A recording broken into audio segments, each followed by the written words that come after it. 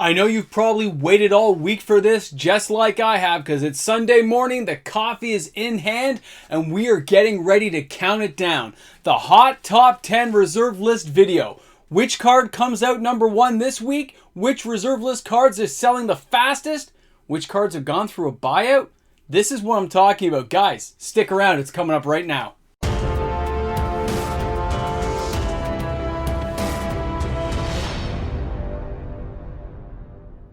I hope you're ready to talk about the reserve list because we're here. We're back again. It's Sunday. Welcome back, everyone. MTG Moxman here. Thanks for hanging out with me on the channel today as we go through the reserve list Hot Top 10. Counting them down through the yellow brick road from number 10 to number 1. A few shockers this week, by the way. We had some really good stuff going on. But the longer I do videos like this, the more insight I get into what's going on in the secondary market, why cards become popular and why some don't. A lot of you guys on my Discord understand this as I communicate with you guys. A lot of my patrons do too. And of course the emails I get from people letting me know some of these cards and some of the deals going on because I may have missed some of these if you guys didn't keep informing me. Amazing stuff, everyone. Thank you so much for everyone who participates in this channel because it is kind of that community group effect. I couldn't do it without you guys. You're awesome. You guys know who you are. So as we count them down this week, there's been a few subtle changes going on recently. I don't want to hedge my bets too much, but dual lands are selling. There's a card on the list this week. I can't wait to show you guys, but it's just kind of fascinating. So let's get to it. Let's get to our top 10. You guys let me know what you think about in the comment section. I'll be commenting throughout the video, of course. And you know what? I think the next 6 months are going to be a fabulous time for those of us who collect the reserve list and, of course, for all the modern, standard, and every other format out there because, man, I'm getting a lot of emails about double flip trip masters, and I will share some data with you guys probably on Monday or Tuesday in a video about that. It's going to be fascinating. So let's get to it, and, of course, I'll see you guys tonight for the live stream because it is Sunday, and the live stream is 6:30 Eastern Standard Time every Sunday. I'll see you guys then. Let's get to it. This is your Hot Top 10 Reserve List Edition. So here we go, starting out on the Yellow Brick Road, Thrall Champion from Fallen Empires with 21 sales this week. Now the average price has been consistently falling over the last 60 days. Even though there's been buyouts and people have bought a whole bunch, myself included, this card continues to fall in price as more and more restocks happen on a card like this. But the well can only go so far and the well is only so deep. Moderate and heavily played copies are $2-3 each. The near mint copies are still around the $10 US mark when you're looking for them. I know it says here they're like $8.27 and stuff, but they're really a little more expensive than that. Keep it in mind, the shipping and fees that go along with cards like that. I think this card will fall down a bit more. As long as people don't dive in and try to buy too many copies at once, I think a slow, steady stream of sales won't affect this card too much. Buying 5 or 6 a week isn't going to impact it, but right now we're still seeing that 10 to 30 sales a week. Way to go, Thrall Champion. You know, I always hope for Team Thrall. Dominaria United still got to happen this year. Hopefully we get a Thrall or two from that set. I really hope we will. I doubt it, but I hope we will. All right, guess what, guys? Number 10's not over. Because number 10 is tied this week with Underground Sea from Revised Edition. A whole bunch of heavily played copies sold, some sold on TCG Player as well as places like eBay, and a couple of Facebook groups making this card appear on the top 10. Now, when you see this card, everyone freaks out and says, this is the most expensive, it's so much money. You're right, it is. But look at the price. It is actually slowly ticking down ever so slightly. And anyone who's anyone and needs a card like this, I hope you put a few ducats aside. I hope you put a few savings because trading in a little bit, finagling a little bit of cash, and maybe hitting the market at the right time for like a moderate to heavily played copy, you don't have to pay the $8.99. Locally here, you can get it for $600 heavily played. If you just need a copy for a commander deck, we are getting to that point where this might be your last chance to do it. Pretty fantastic stuff, guys. I mean, the fact that Underground Sea is even on the list is amazing. So let's go ahead and take a look at the official number 9, and that's going to be Copy Artifact coming back onto the list with consistent sales on TCG Player, eBay, and I had a few sales locally, okay? I didn't get to check a few of the other stores. I didn't get the data back in time, but it was still a solid 26 sales this week, and you can see that average price is kind of leveling out. We've had a dip and a rise in the last, 120 days. But when you look at things now, it really is starting to kind of level out to anywhere between $80 to $90, which is a far cry from the $30 to $50 it used to be a year ago, and back in 2021, and a little bit before that when it was like $20 locally Canadian. I remember because we cleaned out 401 games in a weekend. The people on this channel bought like 86 copies. Remember that, guys? Crazy stuff. So the fact it's still here and still a desired card, and this is the revised edition copy, guys, this card again, although there's lots of copies out there, this is still, this is like the third week, so we're talking a couple of hundred copies a month are selling. That's pretty consistent. And if you guys think there's tons of this version of the card out there, you're wrong. It wasn't that expensive back in the day. It was like a $2 card. People abused and cruised, okay? They played with these cards. People threw away collections. They dumped them in dumpsters. The market's got this stuff really wrong when it comes to reserve list. We'll never know the true numbers, but they are way worse than people realize. Now, when we're going ahead and take a look at number 8, it's Lake of the Dead from Alliances. We haven't seen this card on the list for a while, but it's got 29 sales, and that's good enough for me. The average price is $126.88 US. This one, remember when it hit like that $200 to $300 level? It got really scary for a while. People were like, it's so expensive, I can't afford it. Well, you're looking at about 50% off right now, so I hope I don't hear too many complaints about this, but this card's underpriced. It should be higher. What this card does for you is amazing. It should be a lot higher, and the fact it's this affordable for players, trade in a couple of cards, man. This is your time to get this card. This is a buy right now for me. All right, number 7 this week is Conchorn holding it again. 3 weeks in a row, Fallen Empires with 32 sales this week. Now, another card that actually is leveling out. It is above its historic lows. It's way off of its historic highs.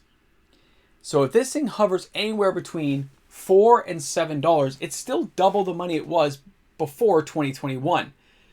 So this is one of those cards that has found a nice niche. It's hanging in there. The sales are consistent because really that goes into almost any type of deck you want to build in Commander. It can work into Legacy and Vintage as well. That brainstorm effect is always a good thing. But not only that, the fact it is held at this price for so long means the price is sticking. This price is the new price. Get ready for that, because the next time this thing spikes and goes to $20 and settles at 10, that's what I'm talking about. A Fallen Empires card that will have stickiness and keep that price consistent year after year going forward. That is something to behold, okay? I know people thought it would never happen, but it's happening. People just don't see it. Well, maybe some of you guys do. All right, number 6 out of the blue is an Elven Lear from Fallen Empires. I've never actually seen this played, and I myself have never played this card. It was the idea, I guess you can go back a few ways and get this card and recast it, but it was a lot to have to use back in the day. Most people would use a Giant Growth over something like an Elven Lear, but I guess at that last moment, if you need to pump a creature up, being able to do it would probably be a pretty good thing. I don't know if somebody's just collecting it for the amazing artwork, because that artwork is awesome. I think it's Folio, right, who does that kind of artwork. It's just crazily good. I love the artwork. Kind of reminds me of Jasmine from Aladdin. I don't know, maybe it's just me. But I look at this and say, amazing artwork. I give this card like a 2 out of 10 for utilitarian purposes. Like, I don't know, it just doesn't get me. And it's really cheap right now. So maybe somebody just said, hey, if I spend $45, I'll get on the top 10. You're right, you probably did it, and you did. So congratulations, you're here. I wonder what you're going to do with all those copies. All right. Number 5 on the list is Unfulfilled Desires with 37 sales. This is a card that has legs. Should be a lot higher, and it's not. It's just starting to come down in price, which is very great for anyone who wants to buy the card. And for those who invested in this card and held on to it, don't worry about it. It's going to climb back up. Things go in cycles, but aim for near mint copies. The Mirage print run is not nearly as large as people think. I remember going to that tournament, and when people were finished with starter decks, they just threw them in the garbage, guys. They just walked by and said, "Bah, I'm out!" And they were done because they didn't really care about the value back then of the cards. If it was like an alpha beta card, even alpha was pretty shunned at that point. But if it was a beta unlimited, people cared. But this kind of stuff didn't really get them, okay? So great card, good price still. I can see why people are buying into this card. It makes perfect sense to me. Let's go ahead and take a look at the number 4 card this week. And that is Implements of Sacrifice. Haven't seen this card here in quite a while. 58 sales from the 27th to the 3rd of June. All right, now $2, very affordable reserve list card. Really came down those highs of like the $4 or $5 level, right? I think it peaked at like $8, but it never really held there. It started coming down almost immediately, if I recall correctly. The market there has like $1.29. You can go in TCG Player and buy 10 of these things for like $15. I don't mind that. This card is not the worst card. It does some damage, you're cool, but aim for only near mint. Don't even bother with the light plate. Play the extra 20 cents, just pay it. Pay the 20 cents. Get the near mint, call it a day. Get a playset for yourself. If you want to be a real savvy investor, get a playset plus 4. So you have 4 for later in case they're ever needed, or if the price does ever go up for some reason, you have an extra playset to sell away. I'm just saying, this card's decent.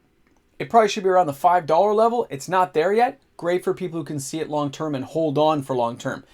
But every time we take these out of a store, please don't forget, if you take 50 copies and you spent $80, no store, no individual Magic store had 80 copies. You took them from a multitude of sites, stores, TCG Player, and you're pooling them and consolidating that power. That's what can be kind of scary when we start talking about people buying out the reserve list. A small group of dedicated, savvy people with liquidity can continue to do this until, even if they buy 1 or 2 cards a month, small sections like this, and then they recycle it and let the cards drift down. If you have 5 people doing it, you're only talking $5-6 each, times the 5-10 people, and you can get 30-40 copies every few weeks. That's going to add up to tens of thousands of cards over 5 years. Guys, keep that stuff in mind. I'm sure it's already happening. All right, number 3 this week is Rasheda's Scalesbane. That's right, she's hanging in there because, let's face it, there are so many cool dragons right now. Coming out of Commander Legends, Battle for Baldur's Gate, stuff out of AFR like Old Gnawbone, Goldspan Dragon, Tiamat. We have got a great selection of dragons, not to mention even some of the Kamigawa dragons are pretty awesome as well. We got some good stuff right now. A good selection with Warden stuff. It's getting pretty sick. Some of the combinations you can run with dragons. So this card will probably see play. It's just starting to spike up now. It's probably going to hit $5-6 on the market and be $8-9 on average. It's not there yet, but if it keeps going with 61 sales, 80 sales every week or so, that's thousands of copies every couple of months. I'll be curious to see if this card hangs in there for a few more weeks on the top 10 or if it just totally falls off.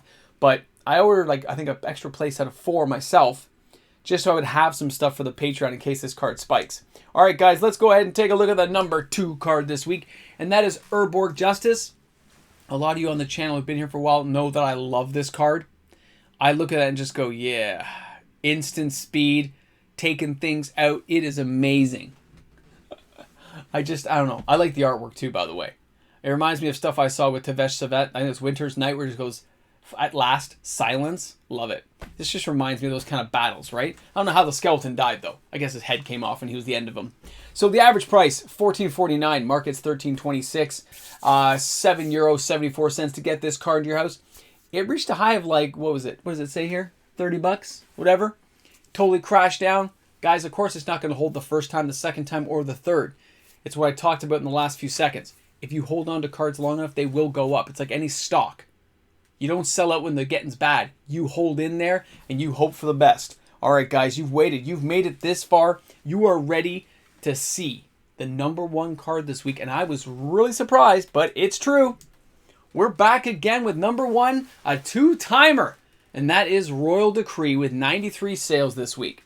Average price is $2.92. The market is $1.78. €1.98 to get this card to your house, and it's $3 Canadian for a near mint copy. From Alliances, we've talked about it.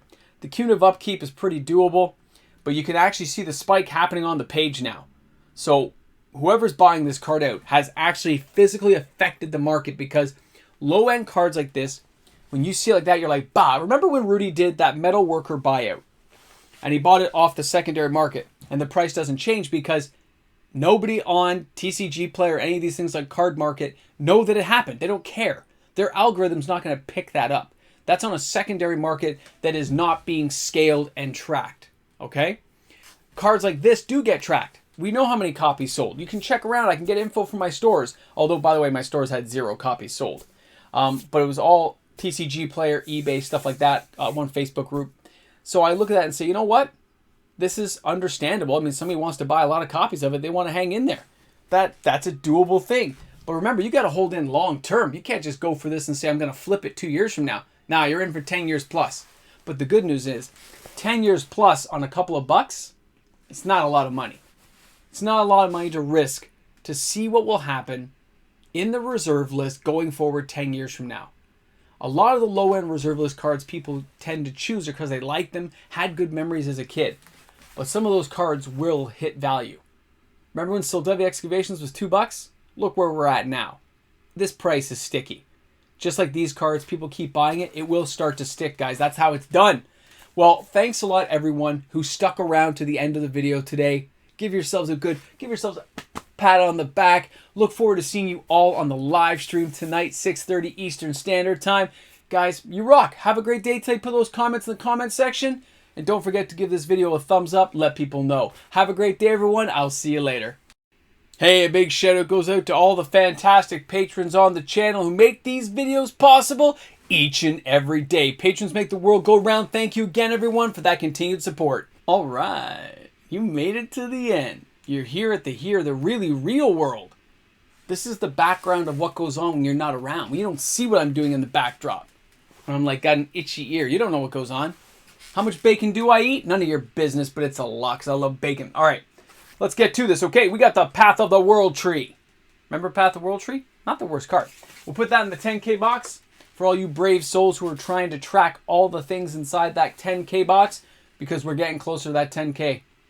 You know, at 9,000, that video is going to come out. And all depends on how things go, guys. But it could be looking really good. It could be looking really bad. And if you're new to the channel, welcome aboard. Thanks for hanging out. All my regulars out there, you guys know you're special and you know why. All right, guys, I'll see you, I don't know, 45 minutes? See you then.